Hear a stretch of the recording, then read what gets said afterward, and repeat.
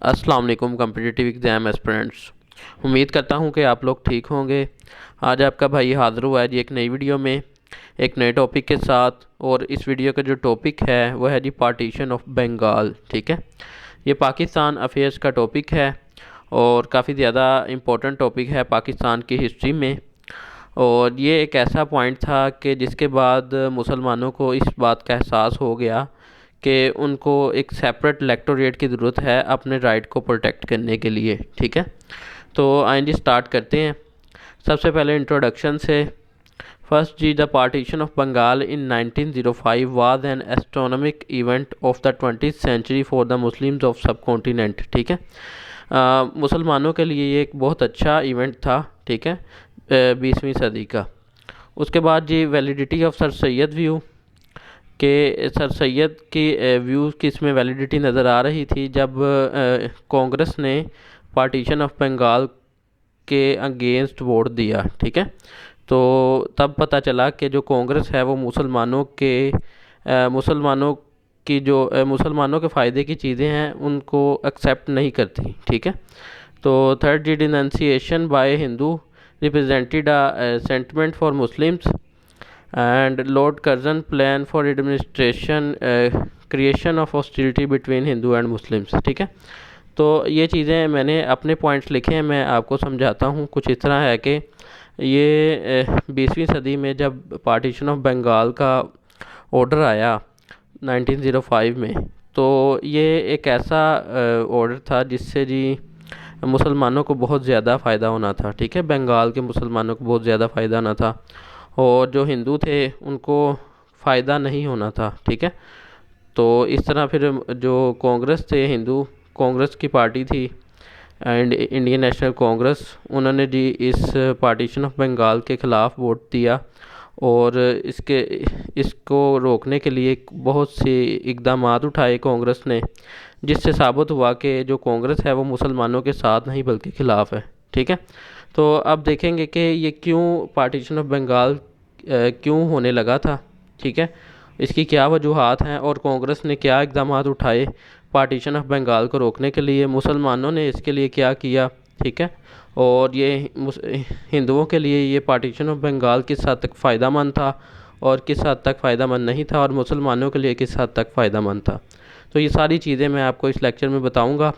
आप लोगों ने वीडियो एंड तक देखनी है। ये वीडियो आप लोगों के लिए काफ़ी ज़्यादा हेल्पफुल रहेगी। ठीक है, वीडियो के एंड पे मैं आप लोगों के साथ नोट्स भी शेयर करूँगा। ठीक है, ये जो वीडियो मैं बना रहा हूँ ये मेरे नोट्स ही हैं। ठीक है, तो एंड पे मैं आप लोगों को पूरी स्क्रीन का व्यू दिखाऊंगा, तो आप लोग स्क्रीनशॉट ले लीजिएगा। ठीक है, इस तरह आपके पास नोट्स भी सेव हो जाएंगे। तो स्टार्ट करते हैं जी। Rational supporting partition of Bengal के कौन से रैशनल थे जिन्होंने पार्टीशन ऑफ बंगाल को सपोर्ट किया। सबसे पहले जी the colossal landmass of Bengal. ठीक है, एरिया ऑफ बंगाल जो था वो काफ़ी ज़्यादा बहुत बड़ा था, तो उसको एडमिनिस्टर करने के लिए डिफ़िकल्टी पेश आ रही थी। इसलिए जो वहाँ के थे सर जॉर्ज कैम्पबेल, उन्होंने एक रिपोर्ट दी 1872 को कि पार्टीशन बंगाल को जो है वो तकसीम किया जाए जिससे कि उसको इजीली एडमिनिस्टर किया जाए। ठीक है, तो जो बंगाल का एरिया था वो 1,79,000 किलोमीटर पर स्क्वायर था, उसमें 86 मिलियन पॉपुलेशन थी। ठीक है, तो उसको एडमिनिस्टर करना मुश्किल हो रहा था। तो सेकंड जी उसकी क्या रीज़न थी उसको पार्टीशन करने की, limited resources of communication system was primitive and non reliable. तब कोई अच्छा कम्युनिकेशन सिस्टम नहीं था कि इतनी बड़ी पॉपुलेशन वाले एरिया को इजीली एडमिनिस्टर किया जा सके। इसके लिए कम्युनिकेशन की भी ज़रूरत होती है।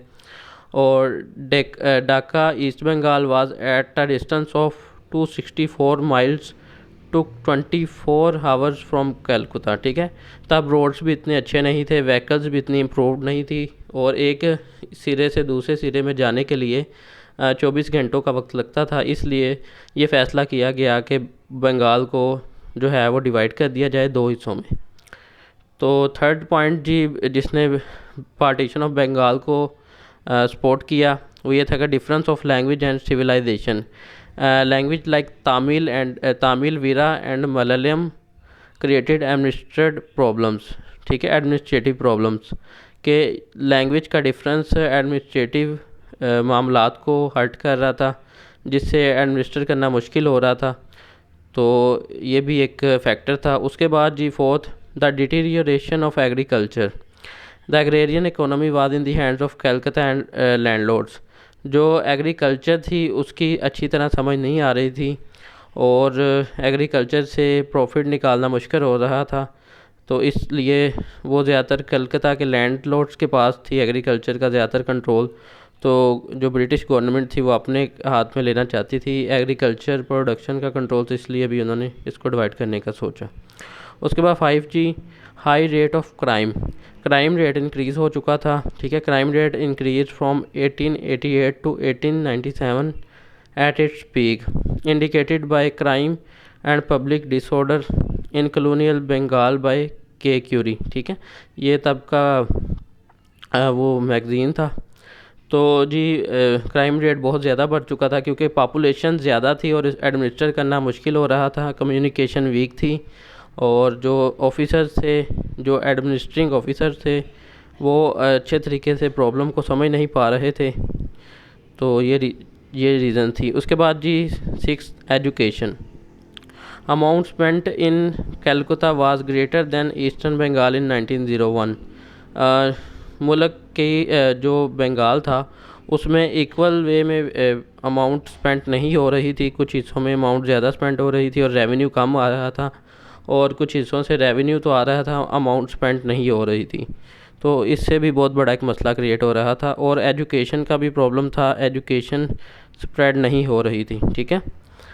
उसके बाद जी 7th point, trade, trade was suffer due to indifference in authorities of Assam and Chittagong, ठीक है। ट्रेडिंग भी डिस्टर्ब हो रही थी ड्यू टू इनडिफरेंस अथॉरिटीज़, क्योंकि अथॉरिटीज़ जो थी असम की वो डिफरेंट थी और चिटागोंग की डिफरेंट थी, जिससे कस्टम ड्यूटीज़ ज़्यादा इम्पोर्ट हो रही थी और आपस में कम्युनिकेट करना मुश्किल हो रहा था और इस तरह ताजर भी परेशान हो रहे थे। 8 पॉइंट जी, no progress in eastern districts, ठीक है। प्रोग्रेस नहीं हो पा रही थी ईस्टर्न डिस्ट्रिक्ट्स में। All the funds of Bengal were spent in western districts. Consequence of this, deteriorated infrastructure from Calcutta to Chittagong, travelling hours increased and from 24 hour to 3 days, ठीक है। जब आप किसी हिस्से में पैसे खर्च नहीं करते, यानी कि कंस्ट्रक्शन का काम नहीं करते, सड़कों को तमीर नहीं करते, तो उस खित्ते की या उस हिस्से की जो है वो डेवलपमेंट में कमी आ जाती है और ट्रेडिंग में भी कमी आ जाती है। इस तरह वो तरक्की की बजाय बैकवर्ड जाना शुरू हो जाता है, ठीक है। तो ये भी एक वजह थी। आगे जी डॉक्टर अब्दुल हमीद कहते हैं पार्टीशन ऑफ बंगाल के मौके पे, if it had not been attempted by Curzon it could not have been delayed much longer after him. इसका मतलब है कि अगर लॉर्ड कर्जन इसको अटेम्प्ट नहीं करता पार्टीशन को, तो उसके बाद भी ज़्यादा देर तक इसकी पार्टीशन को रोका नहीं जा सकता था, ठीक है। तो पार्टीशन प्लान क्या था? पार्टीशन प्लान ये था जो कि 1905 में दिया गया था, reconstruction of province into Bengal, western Bengal, ठीक है। जो रिकॉन्स्टिट्यूशन ऑफ प्रोविंसेस, जो बंगाल था उसको 2 हिस्सों में तकसीम किया गया। वेस्टर्न बंगाल जो कि 54 मिलियन पॉपुलेशन के साथ, और ईस्टर्न बंगाल असम, ठीक है। बंगाल वेस्टर्न बंगाल और ईस्टर्न बंगाल जिसको असम कहते हैं, वेस्टर्न बंगाल को बंगाल और ईस्टर्न बंगाल को असम, ठीक है। जो वेस्टर्न बंगाल था उसमें 54 मिलियन पॉपुलेशन थी और ईस्टर्न बंगाल में 31 मिलियन, 42 मिलियन 42 नहीं, जो ईस्टर्न बंगाल है जी उसमें 30 मिलियन पॉपुलेशन बन रही है, जिसमें जी 18 मिलियन मुस्लिम थे और 12 मिलियन हिंदूज थे, ठीक है। और वेस्टर्न बंगाल में 54 मिलियन पॉपुलेशन थी इंक्लूडिंग 42 मिलियन हिंदूज। तो वेस्टर्न बंगाल में हिंदुओं की तादाद ज़्यादा थी और ईस्टर्न बंगाल में मुसलमानों की तादाद ज़्यादा थी। तो मुस्लिम रिस्पॉन्स क्या था जी पार्टीशन ऑफ बंगाल पे? वो ये था जी, दे वर इन फेवर मुस्लिम जो थे वो पार्टीशन ऑफ बंगाल के फेवर में थे, but they never demanded it was beneficial for them, ठीक है। उन्होंने कभी इसकी डिमांड नहीं की थी, बट ये बेनिफिशियल था उनके लिए। उसके बाद जी eastern Bengal Muslim majority province, eastern Bengal as a new province had 31 million population with 18 million Muslims. They could religious exercise free of fear of violence, ठीक है। जो कि ईस्टर्न बंगाल था असम के नाम से, उसमें मुसलमानों की तादाद ज़्यादा थी और इसी वजह से वो जो थे अपनी इबादत किसी भी रिस्ट्रिक्शन के बगैर कर सकते थे, ठीक है। वो फिर खुश थे इस लिहाज से। उसके बाद सेकेंड ये Muslim economic growth, augmentation of exports at Chittagong, ठीक है। उनकी एक्सपोर्ट्स बढ़ जानी थी, ठीक है। तो ये फिगर्स कुछ हैं जी, उनकी एक्सपोर्ट्स पहले जितनी थी उससे बढ़कर डबल हो जानी थी, ठीक है। पहले उनकी जी कायद हिस्से, तो ये फ़िगर्स में लिखी हैं। अगर आप फिगर्स याद रख सकते हैं तो ठीक है, अदरवाइज़ आप कॉन्सेप्ट माइंड में रखें कि मुसलमानों की इकोनॉमिक ग्रोथ भी बननी थी असम के सेपरेट होने से। उसके बाद जी थर्ड जो पॉइंट था वो ट्रांसपोर्ट इंफ्रास्ट्रक्चर नेसेसिटेटेड मुस्लिम ट्रेड, ठीक है। ट्रांसपोर्ट इंफ्रास्ट्रक्चर बनना था जिसने मुसलमानों के ट्रेड को प्रमोट करना था, ठीक है। The partition allowed 200 miles of railway built होना था, ठीक है, जिससे जी मुसलमानों की ट्रांसपोर्टेशन एक्टिविटीज़ बेहतर हो जानी थी और ट्रेड बेहतर हो जानी थी, ठीक है। फोर्थ पॉइंट जी efficient postal services, postal services अच्छी हो जानी थी, ठीक है, जिससे जी लोगों को ओवरऑल जो है वो ज़्यादा फ़ायदा होना था।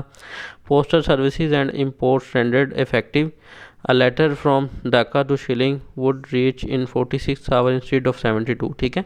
जो लेटर पहले 72 घंटों में पहुंचता था वो अब 46 घंटों में पहुंचेगा, तो मुसलमानों को ये फ़ायदे हो रहे थे, ठीक है।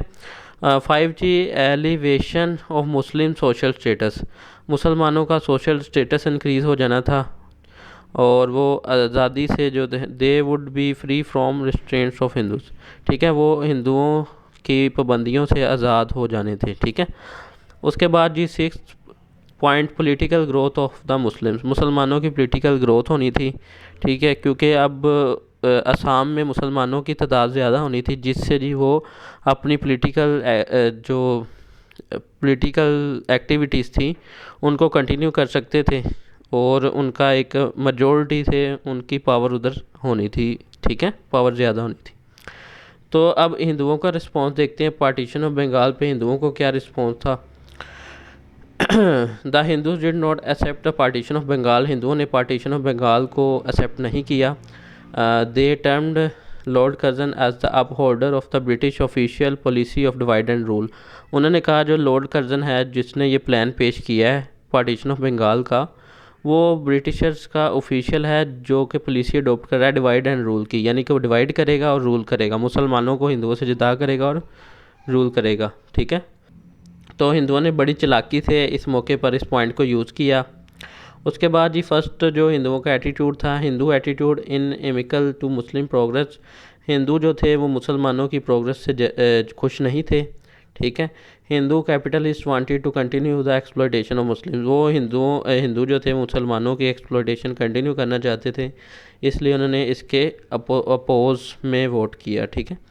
Secondly opposition by Hindu lawyers, Hindu lawyer जो थे उन्होंने भी इसका अपोज किया पार्टीशन ऑफ बंगाल का, क्योंकि उनको आइडिया हो गया था कि जब नया प्रोविंस बनेगा सेपरेट कोर्ट्स उसमें नई कोर्ट्स बनेंगी तो उन्हें दोबारा प्रैक्टिस करनी पड़ेगी, तो जिससे जी उनका कैरियर शुरू से स्टार्ट करना पड़ेगा, तो ये एक उनके लिए एक प्रॉब्लम थी, ठीक है। थर्ड जी हेट्रेड ऑफ हिंदू प्रेस, ठीक है, Hindu exercised monopoly over press, उन्होंने जी प्रेस में इसके ख़िलाफ़ छपवा दिया, ठीक है। और the circulation of newspaper spraying anti Muslim content including the Bengali jump from 3000 to 11,000, ठीक है। तो इस तरह प्रेस का इस्तेमाल करके हिंदुओं ने जी पार्टीशन ऑफ बंगाल की मुखालफत की। उसके बाद जी हिंदू पॉलिटिकल डोमिनेंस, कांग्रेस ने अपोज किया इसको, ठीक है। Congress asserted the partition would lead into disintegration of Bengal nationalism वो डिस्ट्रॉय लैंग्वेज एंड लिटरेचर। हिंदुओं ने ये आर्गूमेंट किया कि इससे इसकी डिवाइडेशन से लैंग्वेज और लिटरेचर हमारा तबाह हो जाएगा। ठीक है। 5 जी उन्होंने स्वदेशी मूवमेंट जो है वो लॉन्च की, जिससे उन्होंने ब्रिटिश की गुड्स और मैन्युफैक्चर्ड थिंग का बॉयकॉट किया, ताकि ब्रिटिश को प्रेशराइज किया जाए कि वो पार्टीशन ऑफ बंगाल को मनसूख कर दें। ठीक है। तो आखिरकार जी पार्टीशन ऑफ बंगाल जो थी वो मनसूख कर दी गई। ठीक है। एनलमेंट एट दिल्ली कोरोनेशन दरबार। ठीक है। तो फिर जी 12 दिसंबर 1911 को जो किंग जॉर्ज था, उसने किंग जॉर्ज 5 उसने अनाउंस कर दिया कि जो पार्टीशन ऑफ बंगाल है उसको मनसूख कर दिया जाता है। ठीक है। तो आगे चलते हैं जी। ये एक हेडिंग है जी, results and effects. The partition of Bengal bestowed new life and new image to Muslim. Partition of Bengal मुसलमानों को एक नया इमेज दिया और एक न्यू लाइफ, एक नई ज़िंदगी दी। ठीक है। मुसलमानों में सेल्फ कॉन्फिडेंस डेवलप हुआ एंड वो ग्रेजुअली प्रोग्रेस की तरफ बढ़ने लगे।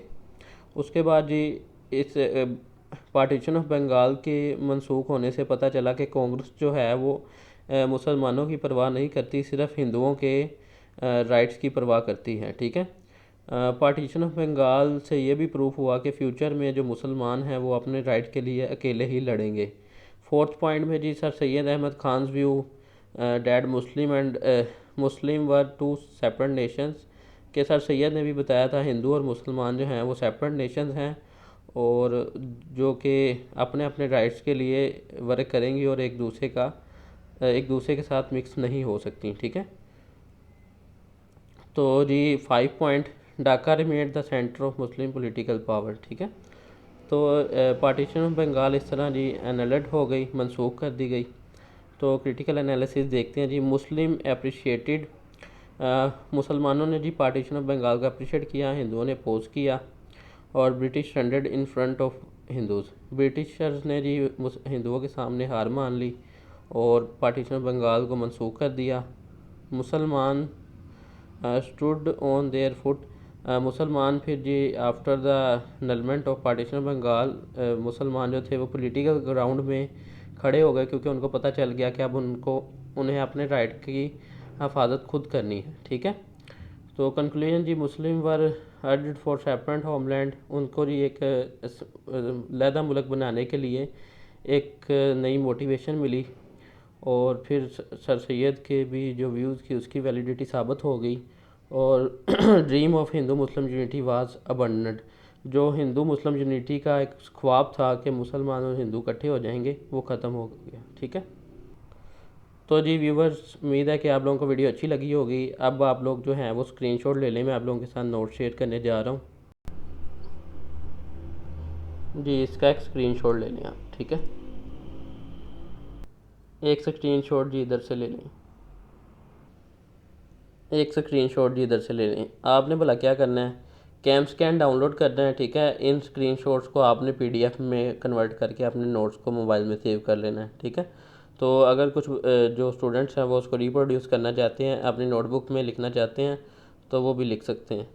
तो उम्मीद है जी आप लोगों को मेरी वीडियो पसंद आई होगी। आप लोगों ने जी मेरी वीडियो को लाइक करना है, चैनल को सब्सक्राइब करना है और मुझे कमेंट में बताना जी आप लोगों को कौन से टॉपिक पे वीडियो चाहिए, मैं बनाऊँगा। और मेरी एफ़र्ट्स को अप्रिशिएट करें और मज़ीद अच्छी वीडियोस के लिए मेरे साथ चैनल को सब्सक्राइब कर दें और मेरे साथ चलते रहें। ठीक है। शुक्रिया जी। अल्लाह हाफिज़।